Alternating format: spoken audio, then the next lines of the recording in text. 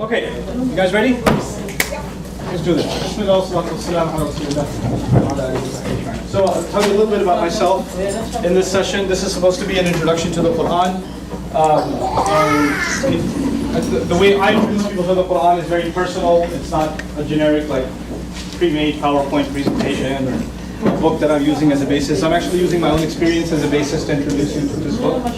I was actually, as I was raised a Muslim, but I wasn't really raised in a tradition where I studied the Quran or learned its meaning or even went through the whole thing in translation ever. So I didn't really know what it was. And I wasn't exactly religiously affiliated by the time I got to college in New York City. I went to school in New York City. And when I did kind of decide to rediscover my faith for myself, I actually happened to be living on my own. My parents had already moved away, and I was living on my own, so I was kind of learning the religion on my own terms, not on the family's terms or the terms of any sort of mosque or religious institution. It was kind of a self-discovery type of thing. And I realized very quickly after reading the Quran in translation that seemed very Shakespearean, and I'm not going to be able to relate to this book because the text is too difficult for me to process. Okay? So there are some challenges that any reader, including myself, have already faced in trying to understand the Quran. And the first of them was that it actually doesn't read like any other book. It's got 114, you guys call them chapters, we call them surahs, but it's not really chapters. I mean, a chapter by definition is supposed to be progressive. In other words, when you finish chapter 1 of a book, chapter 2 should build off of chapter 1. Right? And if something comes up from chapter 1 again, the author simply cites, go back to 1, it's there. Page this and this and this, right? So that's typically how chapters work. And sequencing of chapters is totally important. You can't take a book that was made of 12 chapters and make chapter 3 into chapter 12. You can't do that. The author's intent doesn't come out the same way.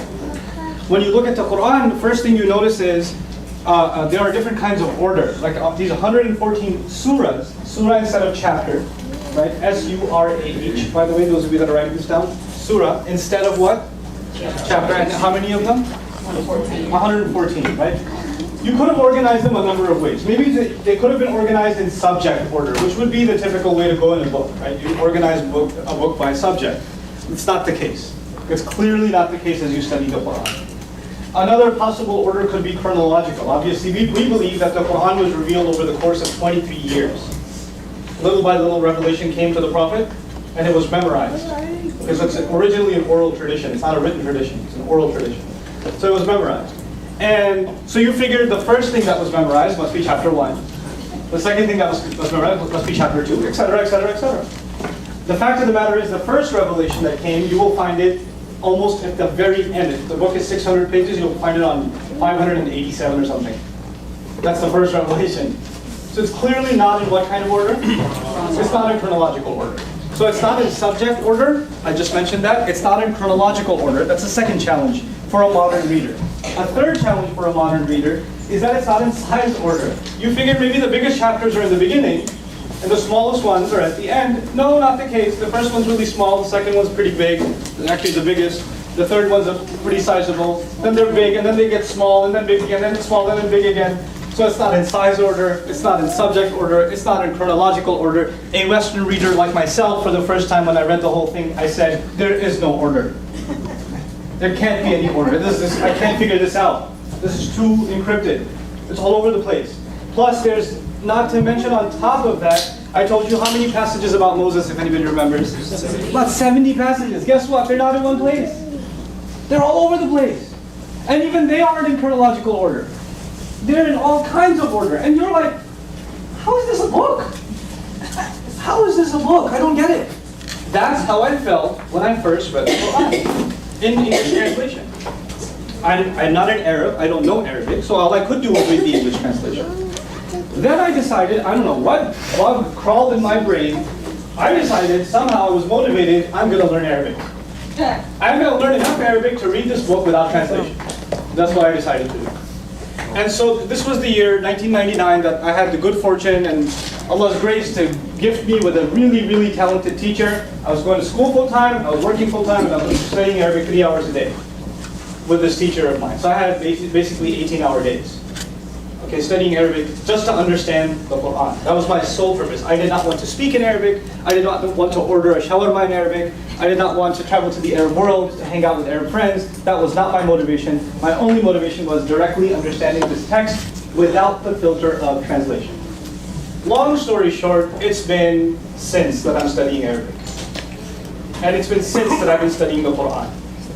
And when I got a little taste of understanding the Quran in Arabic, I realized something incredible.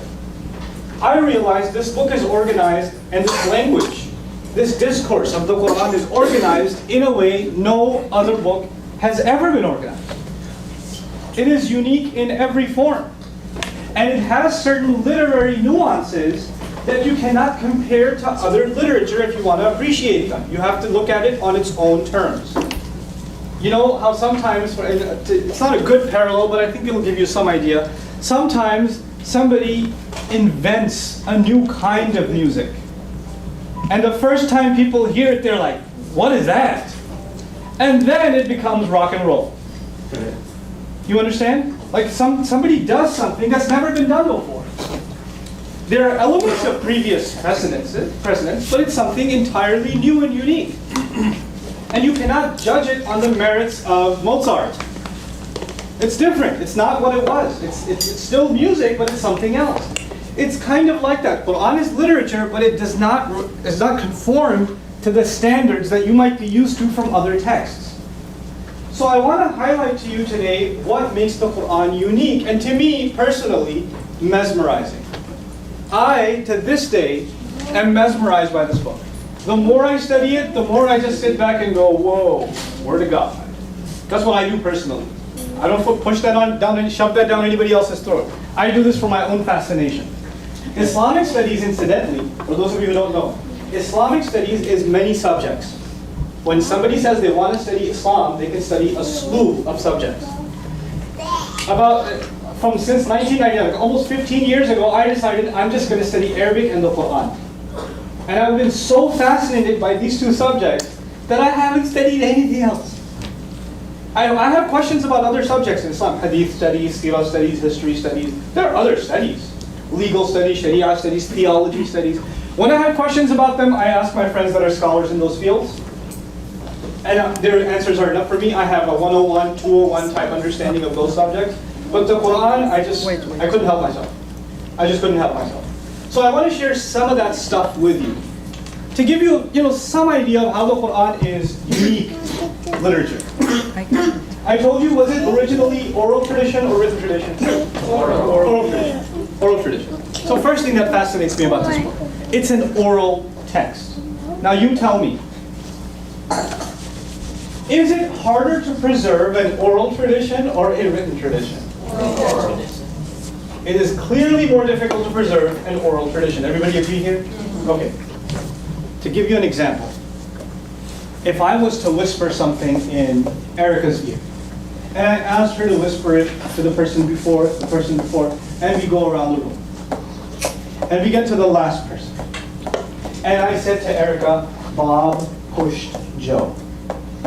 And she whispered it, and then she whispered it, and then he whispered it, and they kept going around. What was the original sentence?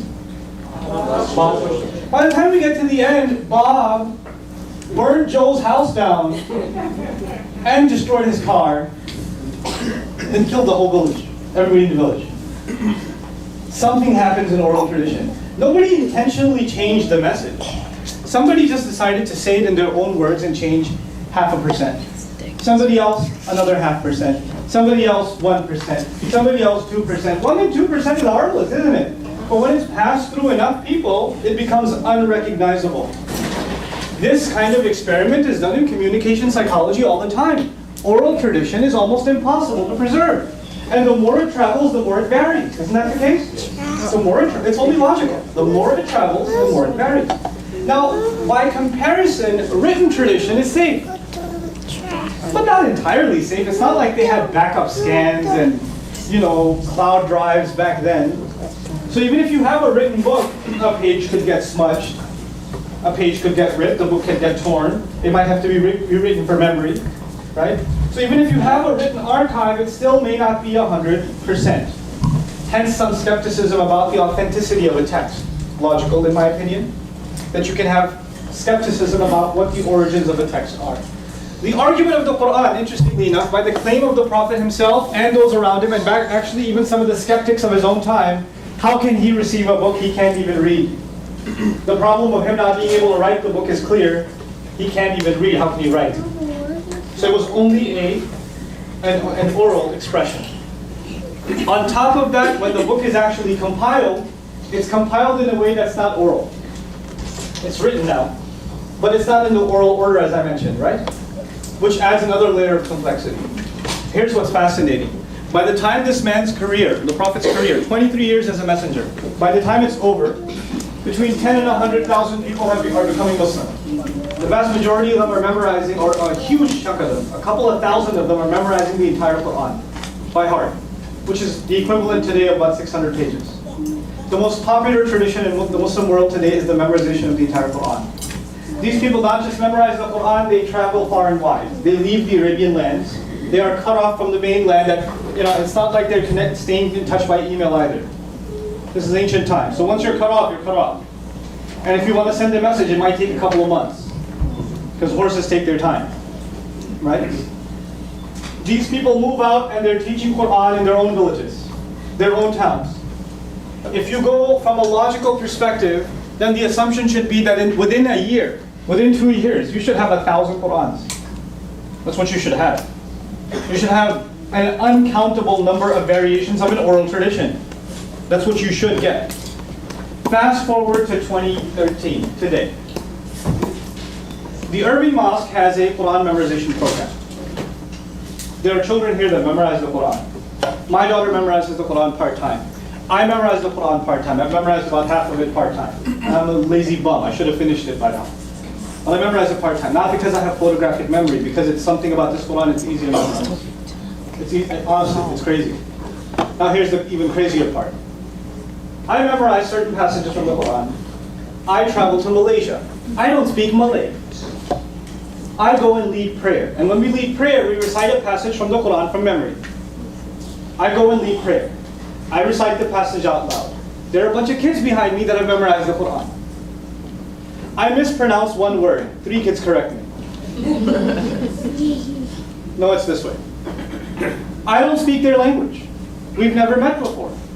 They saw me praying at the airport, so they joined me in prayer. That's what Muslims do. If the Muslims see you praying, and there's time for prayer, they can join in you and stand behind you in prayer. So we pray in congregation, even if we don't know each other. That's how it works. And the longest part of our prayer is standing, and in standing we recite the Quran from memory. And if one guy messes up one word, one syllable of one word, the 3 in the back, no, it's actually, and you go, oh, and you correct yourself. By the syllable. By the syllable. Here's an even crazier fact of life. We're living in Irving, or I live in Euless at least, but we're in Irving right now. Imagine all the internet is gone, all the libraries are gone, all the books are gone, all the cell phones are gone, all the computers are gone. Every data, all the data in Irving is gone. Okay? The phone book's gone, there's no copies of the US Constitution, there's no copies of the Bible, no copies of anything. No book, no data. I can challenge that within 24 hours we'll have the Quran. In Irving. In Irving. Actually, we don't even have to look at all of Irving. Within 5 blocks of here. We'll have the entire Quran back. Why? Yep. And when they reproduce it in writing, because they'll handwrite the whole thing, we got a bunch of kids, so each will take 1 page and we'll be done. Right? And when they're done, and they match it to a library copy of the Quran, guess what? Same thing, by the syllable, by the full stop, by the comma. That fascinates me. How can a book be this ingrained into the hearts of human beings, that it can be recovered like that? And this is not just an Irving thing. I could do that in Euless. I could do it in Fort Worth. I could do it even in McKinney. You know, this is insane. It fascinates me that an oral tradition is this well protected and this unified, where logically it should have really millions of versions, really, and that's a logical assumption. Because the written tradition got unified a lot later. The memorized tradition was there for a long time, for a very, very long time. In any case, it is an oral tradition. And I told you the Prophet did not have what capability? What did I mention? He couldn't what? Right. Oh, he couldn't write. Oh yeah, he couldn't write. So now, a surah, how many surahs? 114. They're long and short. Some are long, some are short. The longest one is 286 verses. I'm using verses for you. I wouldn't use verses. But for you, 286 verses. It didn't all come at the same time. As a matter of fact, a little bit of that surah came down. And while it was being revealed, some verses from some other surah also came down. And some verses from some other surah also came down. And the Prophet would recite, and he would tell his companions, actually these verses belong in this surah, and those verses belong in that surah, and this one belongs here. And he would do this continuously. So he's got 20 surahs, all of them partial, all of them coming down little by little, right? And he's telling his companions what goes where. And he has no paper in front of him. And even if it did, it wouldn't matter, because he can't read. So all of this is happening orally. Then it's all said and done. Now it's a book. And it seems like it doesn't have chronological order, size order. It doesn't have subject order. Remember all of that? So I get to the longest surah, which took, according to historians of the Quran, it took 10 to 12 years for this surah to come down. While this was coming down, a good chunk of the Quran also came down. Other surahs. This came down, people memorized it. They didn't have verse numbers. Now I say it's got 286 verses. I say that because a printed version of the Quran has verse numbers on it. Right? But the original, did they have verse numbers? No. And they didn't talk to each other about, hey, haven't you heard verse 43 of chapter 5? They didn't talk like that. They didn't have this scheme. They just recited it. Now they have this tradition of Surah Al-Baqarah. This is the second surah, this long surah. And one day I'm just studying and I'm looking at one of the nuances, one of the literary nuances of this book.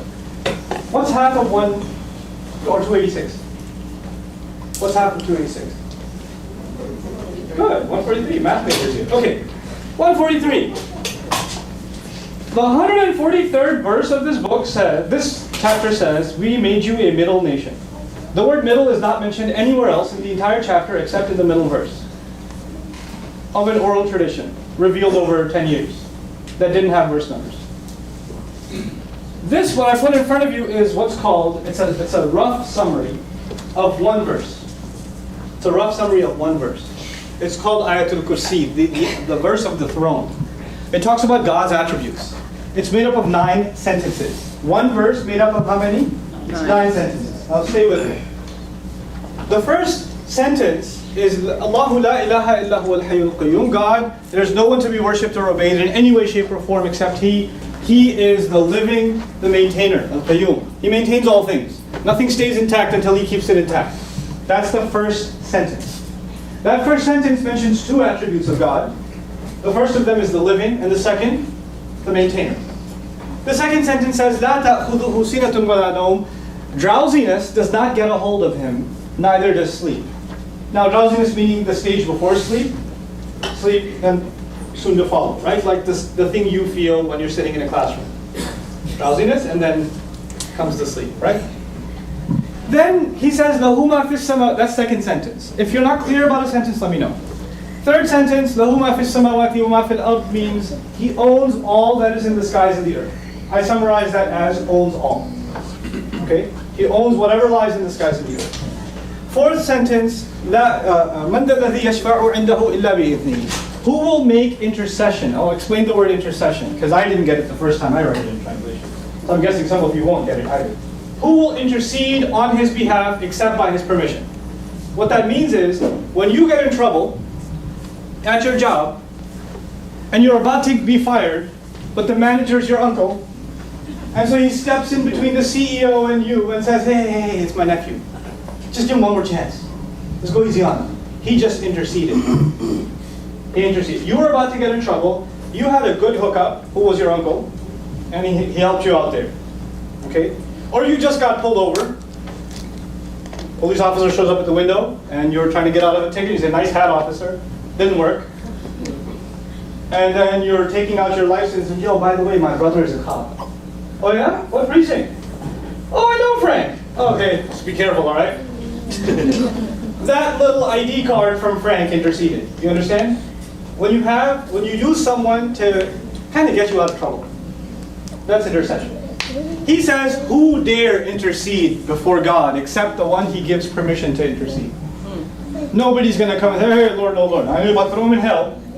Hold on there. He's with me. Not going to happen. Unless he will allow that to happen. Except by his permission. Okay. So he mentions something that won't happen, but mentions a small exception. And we don't know what that exception means yet. It just says that except by his permission. That's all he says. That's your fourth sentence. The fifth sentence is, he knows what lies ahead of them, meaning what's in their future. وَمَا خَلْفَهُمْ, and whatever's behind them, meaning their what? Past. He knows their future, he knows their past. Then he says, وَلَا يُحِيطُونَ بِشَيْءٍ مِنْ عِلْمِهِ إِلَّا بِمَا شَاءَ. And they encompass nothing of his knowledge, except what he lets them know. He knows all, we know nothing, and whatever we know is because he lets us know. So what we know is the exception. The little that he let us know. إِلَّا بِمَا شَاءَ. Okay. Then he says, وَسِعَ كُرْسِيُّهُ السَّمَاوَاتِ وَالْأَرْضِ. His magnificent throne expands the entire skies and the earth, meaning all existence is actually under his kingdom, his throne. Now a throne is a very small part of a castle. It's the innermost part of a castle. The throne is small. You can have a larger, more grand throne, but still it's a very small architectural piece inside the castle. God says his throne itself is the span of the universe. The throne. Well, to speak of the castle. That's what he's describing his magnificent glory here. In any case, then he says, وَلَا يَؤُودُهُ حِفْظُهُمَا. Guarding the skies. Guarding the skies and guarding the earth. Guarding the heavens and the earth doesn't exhaust him. Now, the idea of exhaustion is associated with protection. What do you find security guards doing in action movies all the time? That's how you build a piece, pass through security, huh? Security guard falls asleep. When you're guarding, your tendency to fall asleep. He says guarding the skies and the earth does not put him to, or doesn't exhaust him. Then he says, وَهُوَ الْعَلِيُّ الْعَظِيمُ. And he is the all-high, the great. That's the last sentence. Are they 9? 1, 2, 3, 4, 5, 6, 7, 8, 9? Everybody see 9 sentences? Here's what's cool about this. The first sentence had 2 attributes of God. The 9th sentence has 2 attributes of God. You see that? The second sentence says, he doesn't get hit with drowsiness or sleep. And drowsiness and sleep are directly associated with what? 8th sentence. What is that? Exhaustion.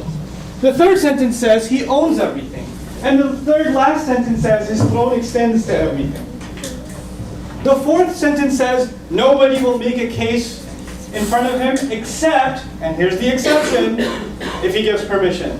The fourth last sentence says, what does it say? They know nothing except what he lets them know. A sentence about exception here, a sentence about exception there. And the middle sentence conveniently says he knows everything that lies ahead and what lies behind. It's actually even almost in a literary sense, he knows the sentences that are coming and what were already mentioned. They're symmetrical. This is not an isolated incident in the Quran. There are hundreds and hundreds of examples of literary nuance in the Quran like this. And this is just one aspect of Quran's literary nuance. I want to give you another. This is an oral tradition, as I mentioned before. And in an oral tradition, when something gets memorized, you don't change its order. You just say it like it is. You repeat it hundreds of times. So there is no time for an editorial process. There's no time. One of my favorite declarations in the Quran is وَرَبَّكَ فَكَبِّرْ. Roughly translated, declare the greatness only of your master. Tahleel, can you write that for me in Arabic on the screen? Separated letters, please. You know what I'm going to do, right? So while you're doing that, I'll go to something else for a little bit. What do you want? I'll tell you. Just erase this. The Quran, for example, I'll give you another really neat example of how the Quran is organized. You have in the Quran several stories. One of my favorite stories is the story of Joseph. Story of Joseph. And that's the 12th surah of the Quran is dedicated to the story of Joseph. Okay? Do you want this in Arabic? Oh yeah. Oh, let me try. Okay. Don't you erase it? I'm tempted. Okay. You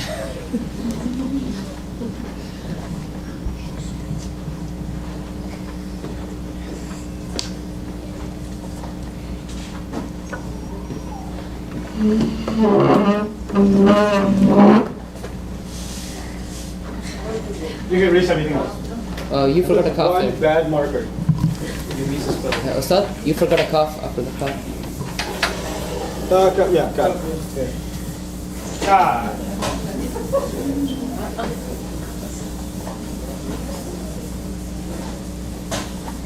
And let me fix this now.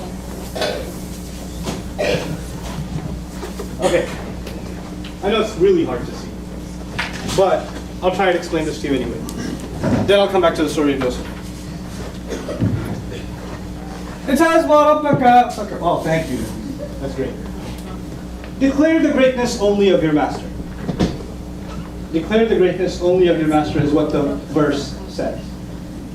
It's one among many verses. It's a part of a conversation. So it's like I'm taking one sentence out of a passage, really, right? But it's a beautiful declaration. Declare the greatness only of your master. Nothing else is worthy of having its greatness declared like your Lord does. The cool thing about this is, even if you don't know how to read Arabic, I wrote this. This is actually separated letters. Arabic letters are written connected. When I actually block lettered them, I separated them out to make a point to all of them. You see that first shape over there? That's like the letter R to them in the word Rabb. It's the first letter of the verse, or of the sentence, at least in the verse. What's the last letter? You see a similar shape? Then there's two boats with dots at the bottom. Notice the end? Two boats with dots at the bottom. Then there's this weird Superman thing. And skip a letter and there's another weird Superman thing. The sentence itself is what's called a palindrome. A palindrome in English is Bob. Race car. Anna. Huh? Anna. Anna. Those are palindromes. Now when you want to make a palindrome, what do you have to take into consideration? Tell me. You want to make a palindrome in English. What do you have to consider? I will wait. I love letting good things get off of it. It's a thing I do. Get off of it. Has to be spelled the same way. So you want to consider spelling. Because you know when we speak, typically we consider our content. What are you going to talk about? But in a palindrome, you have to compromise your content and you have to concern yourself with your spelling. And once you concern yourself with spelling, you have to compromise your content. It's no longer going to come out in what you wanted to say, because now you're more concerned about how it sounds. That's what your primary concern is. So when we do come up with palindromes in the English language, clearly meaning, function, communication is not, thank you. That's not at our forefront. We're not thinking about that. The declaration is, declare the greatness only of your master. Is that a meaningful statement? Is that meaningful? Yeah. And it's actually within a passage. It's not a separate sentence and the Prophet comes out and says, hey, look at this. By the way, he can't even do that. Because he doesn't know how to what? Read. And to be able to say, look at the letters, you'd have to know the letters. He doesn't know the letters. He just says it. He just says it.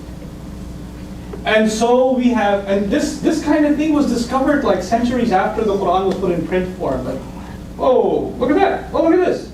Look at this symmetry over here. Look at that symmetry over there. Look at this passage's symmetry. And I told you the story of Joseph, right? I was mentioning something about the story of Joseph. The story of Joseph, beautiful story. It's just absolutely fascinating in the Quran. 12th surah. It is in 12 parts. The story of Joseph is in 12 parts. The first 6 parts create a problem. The next 6 parts in reverse order solve the problem. The first part is he saw a dream. The last part is his dream gets interpreted. And everything works its way towards the middle in an oral tradition. That's what I mean when I say, and symmetry is just one thing I wanted to highlight today. Symmetry is just one of those things that people just don't know about the Quran.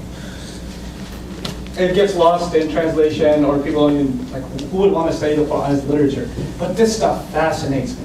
Oh boy. I get just blown away by this stuff.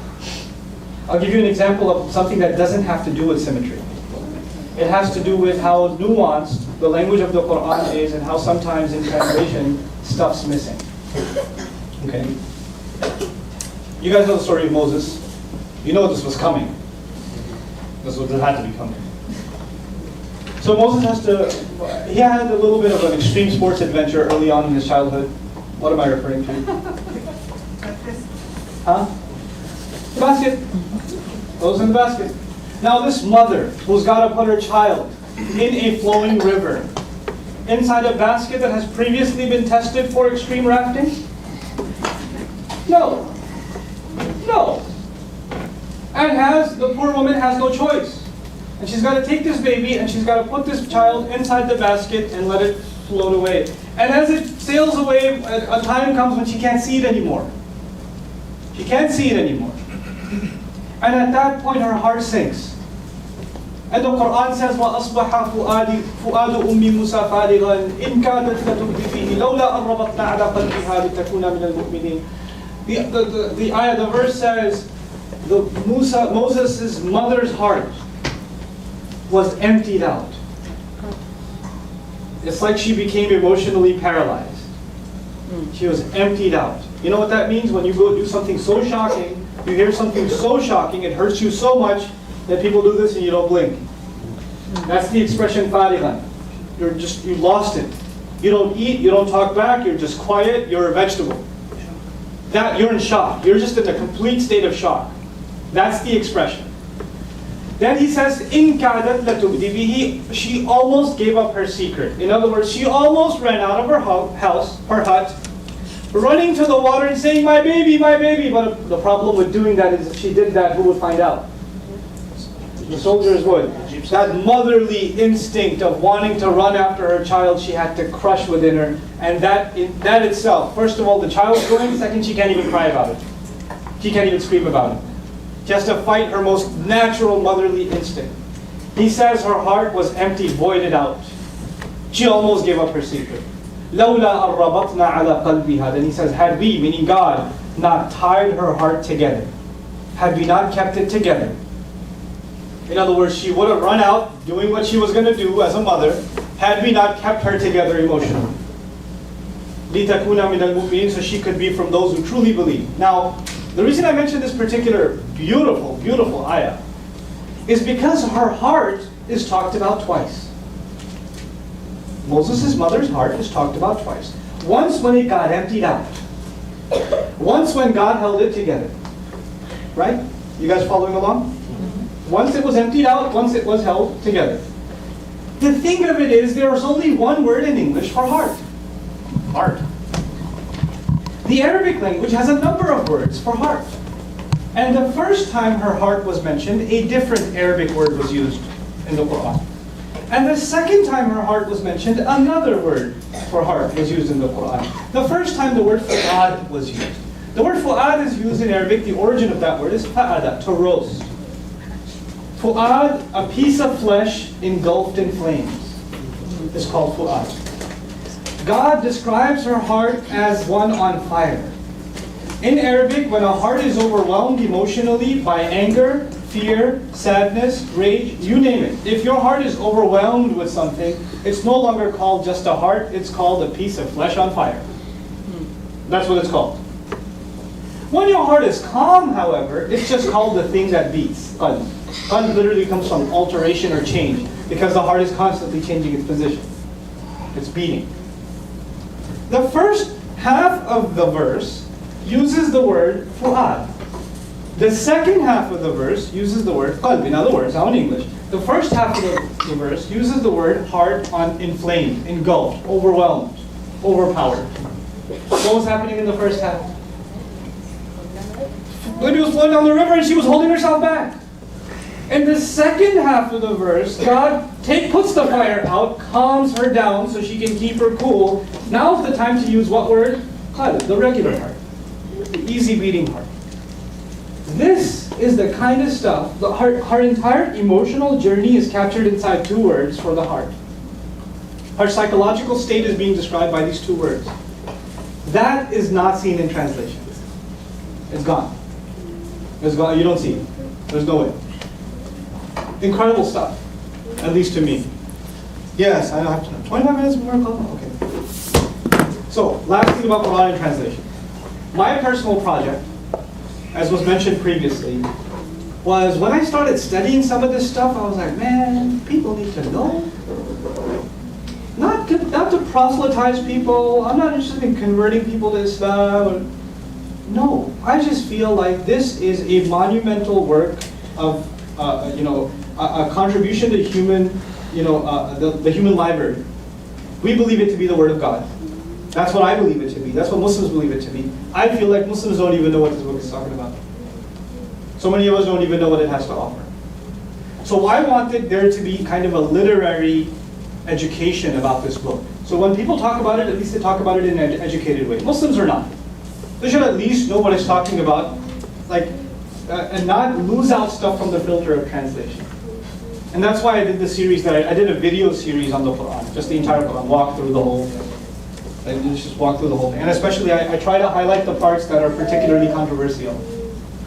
Like, here's a fun quote from the Quran, kill them wherever you find them. It's from the Quran. I can tell you. You don't have to watch the news to hear that quote. I'll tell you myself. It says kill them wherever you find them. And I love talking about it too. Oh, I love it.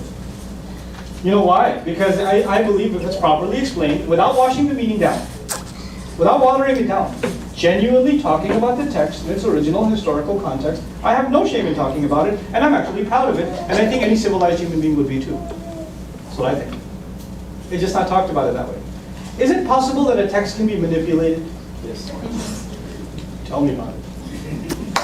Tell me about it. I'm sitting on the plane sometimes, person sitting next to me, I'm reading the Quran in Arabic. They're like, what you reading there? It's like, Quran.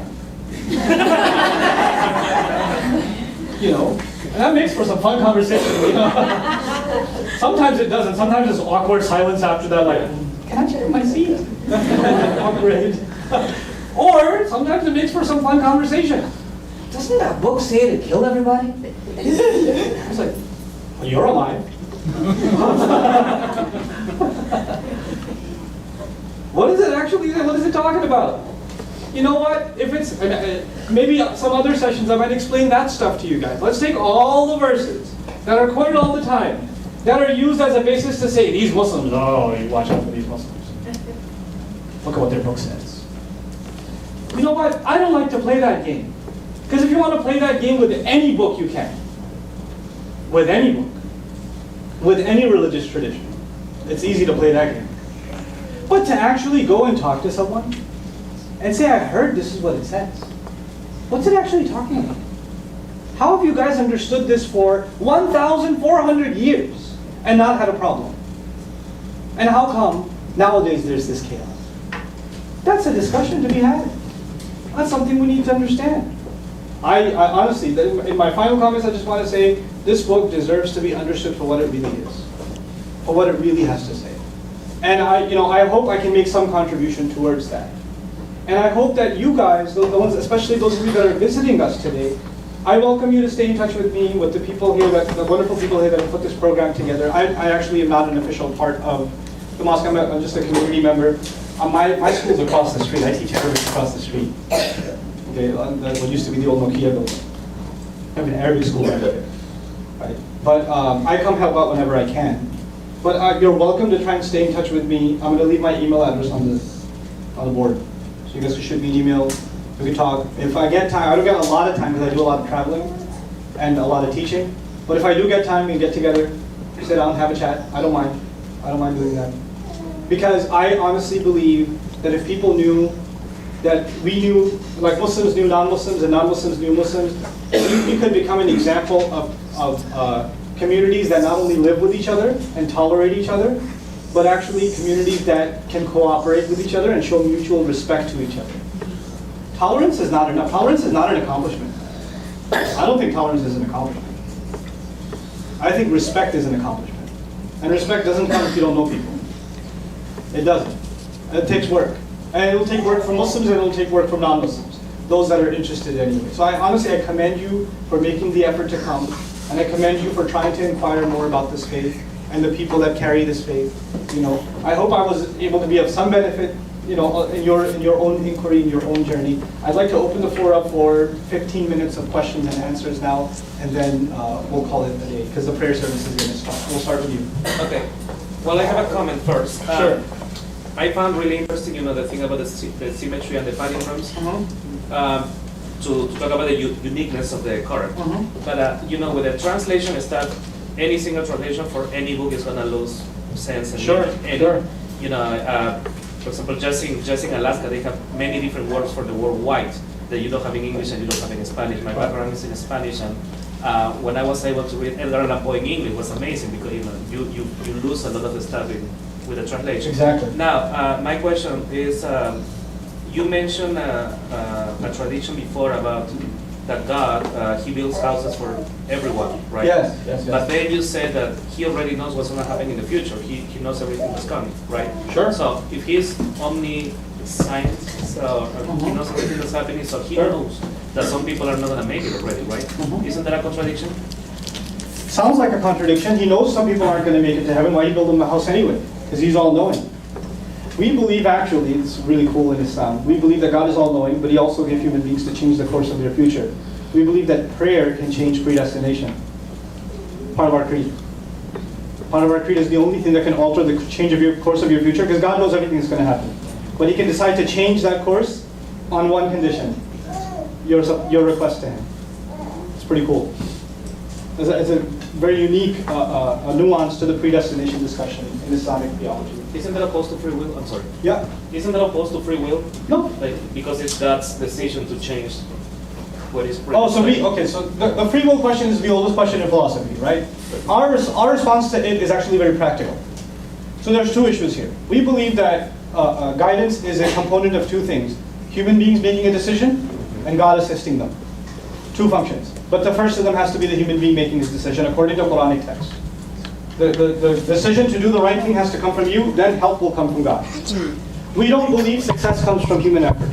We believe effort is the necessary ingredient to qualify for God's help. So if I, for example, am successful in my business, it's because I did a lot of work which that hard work qualified God's help to come. But it's not my hard work that got there, it was actually the divine aid that got me there. So that we combine both of those issues in Islam. Okay. Yes? Can you very quickly, if it's possible, you said killed them, where you find Oh my God, you want to know about that one? I've never heard that, so. So cool. So cool. I'll tell you what it's talking about. I will tell you what it's talking about. So, anybody ever seen Red Dawn? Yes. Yeah. The old one or the new one? The old and The old and the new? The old one was better. it was. The old one was better. I had the craziest experience watching Red Dawn.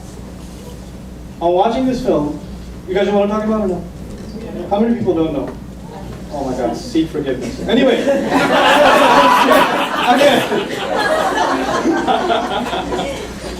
I'm watching this film. It's a matter of perspective, right? The North Koreans are invading the United States and parachutes are landing and they're taking over half the country and it's crazy, and these poor high school kids are running up into the woods and their dad taught them to use a shotgun or something, and they're now considered, guess what? They're considered terrorists. And they're considered insurgents, outlaws. And I'm like, what a matter of perspective. I'm watching that like, no, they didn't just make that movie. I mean, it's just a matter of who's wearing what flag. You see what I'm saying? Perspective changes everything. Now, the thing of it is, in the Islamic tradition, that's a good way. In the Islamic tradition, the Prophet, peace be upon him, peacefully started a call to Islam in a city called Mecca at the age of 40. Invited people to this religion, started reciting the revelation that was coming to him. Some people accepted it, most people didn't. People got more and more offended as he continued to recite it. So there were attempts on his life. Then there were attempts on the lives of people who followed his faith. It got to the point where they couldn't live there anymore. So they had to actually secretly escape to another city. leaving behind their businesses, their homes, their families, in some cases. Some people were killed, tortured to death, while not fighting back. They make it to another city where they were welcomed. Most people did accept the faith there. A sort of conglomerate government was formed with the cooperation of Christian and Jewish communities. Medinan society was formed.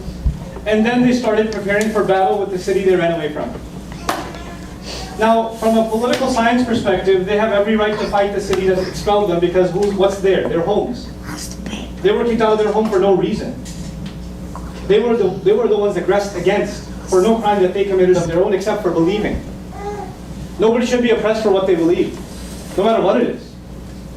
Now, this is a universal thing. It's not just an Islam thing. So they're in every right. If the United Nations was back then, they would be okay with it. They would be okay with it. Now this war starts, and it's going on, and it happens. There's several battles that take place, and eventually the Muslims win. And how do they win? They actually peacefully march into the city of Mecca with 100,000. They're overwhelmed by the numbers, and they walk in and they don't kill it. They actually pray, and everybody just drops their arms like there's too many of these guys. And then the Prophet gathers all of the enemies, all the chief enemies that were in battle just a year before, 2 years before, they were out for blood. He gathers all of them and says, I will say to you what Joseph said to his brothers. There's no harm coming on you today. Then revelation comes. This is not the Prophet talking now, it's Revelation talking. Revelation comes and says, these criminals that fought you all this time, give them 4 months. Give them 4 months to think about the faith. Take them to a place that's safe so they don't feel intimidated. If they decide that they want to be Muslims, fine. If not, they better not come back, and if they do, kill them wherever you find them. But they have how much? 4 months. 4 months. And in those 4 months, if you want to leave, go ahead, pack your bags and get out of here. If you want to accept Islam, if you come to that decision yourself, you know what? You're an equal citizen. And if not, we don't take prisoners. We're not taking prisoners. But until those 4 months, you are free to do what you want. This is the specific context of that declaration. It is not a universal Muslim foreign policy. It has actually nothing to do with what will happen after the prophetic tradition, because we believe that the punishments of God, like the flood of Noah, or earthquake or fire from the sky, or the town sinking into the ground, those kinds of punishments come from God. You know when they come? When a messenger is in the flesh with the people and he's rejected, then God's wrath comes. When a messenger is not there, those kinds of unique punishments don't come on the people where they're annihilated. It's only at the final rejection of a messenger. And by the way, let me add something else. When the flood water reaches up to here, in the case of Noah, right? The only thing above water is the nose now. Does God hit the pause button and say, you learned your lesson now? I'm going to take the water back down. You watch it this time. Does that happen? Does the fire rain from the sky, and right before it hits the guy on the top of the head, it stops? You want to joke about God's wrath now? You think it's funny now? Does it ever happen? Once it starts, you can't stop it. This is God's tradition in previous nations. This is true of Islamic tradition and the same stories that are mentioned in the Bible. This is what we believe. Now, in the Prophet's case, the punishment was not coming from the sky or a rain or flood or a typhoon. It was the Muslim army that took over the city of Mecca. And God's tradition fulfilled. All criminals who fought against the messenger should be what? Killed. But the pause button is pressed and told 4 months. The pause button was never pressed before. It's 4 months. Think about it.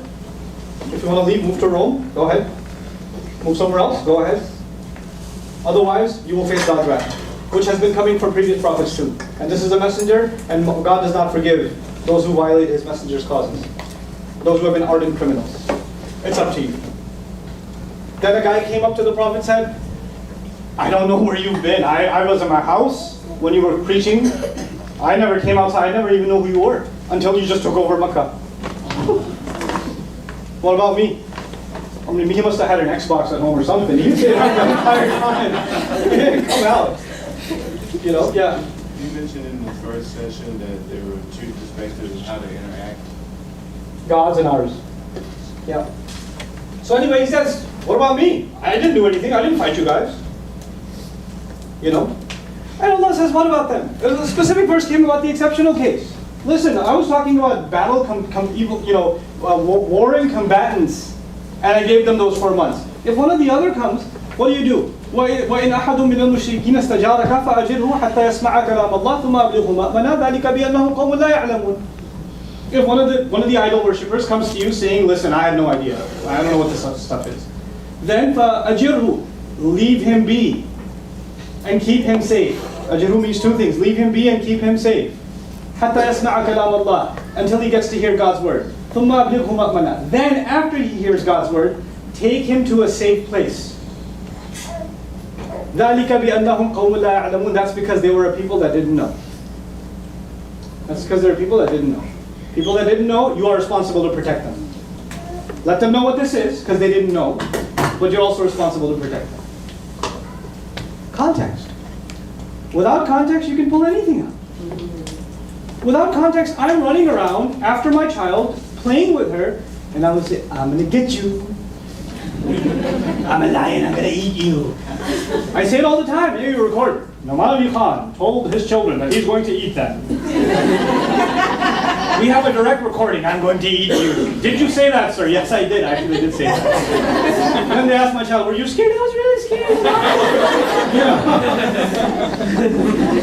Context, guys. Context. It's so easy to manipulate a text. And the beauty of it is, when I see people manipulating the Quran as text, I find fulfillment of God's word in that. Because he says, يُضِلُّ بِهِ كَثِيرًا وَيَهْدِي بِهِ كَثِيرًا وَمَا يُضِلُّ بِهِ إِلَّا الْفَاسِقِينَ. He guides with this word many, and he lets other people be misguided with this word, many of them. And the only one who go into misguidance by using the word are people who are inherently corrupt. People that have corrupt intention will use it for misguidance, and when they do that, I say, oh, you told us. Thanks. Thanks for the heads up. So I'm not shocked by it. Like we were told. You were told. Yeah. The Bible has many interpretations, like the King James or Bystander Version. Does the Quran have interpretation? The Quran's text is unified. So the text of the Quran is across the board the same. There are scholarly attempts to understand the Word of God, and there are thousands in number. Thousands. But none of them are actually considered sacred. The difference between sometimes the biblical analysis or exegesis and Quran is that, some biblical scholars will argue that, these few lines are actually explanatory. They're not original Bible, they're explanatory. But that line has to be drawn for you. Like a common reader won't be able to tell where to draw the line.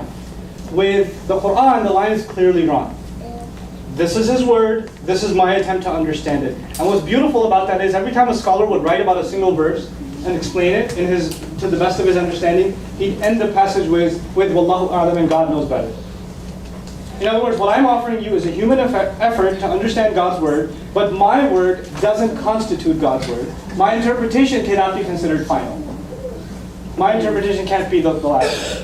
Because that would be taking God's authority. Yeah. I've heard of the principle of abrogation, I believe, in the Quran. Could you describe that?